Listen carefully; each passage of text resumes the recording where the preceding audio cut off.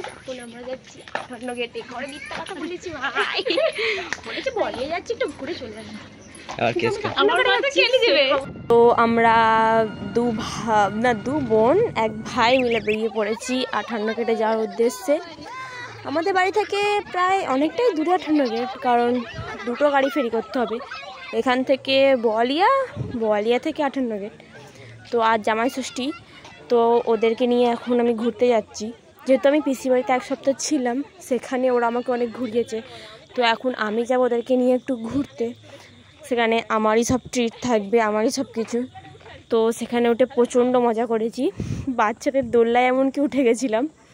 তারপরে গিয়ে একটা রেস্টুরেন্টে গিয়ে খাওয়া দাওয়া করে একদম ফুল মস্তি করে ঘুরে তারপরে সবাই মিলে ছবি টবি তুলে নিজেদের প্রায় যখন বন্ধ হয়ে যাবে তখন একটা ফরেস্টে ঢুকেছিলাম।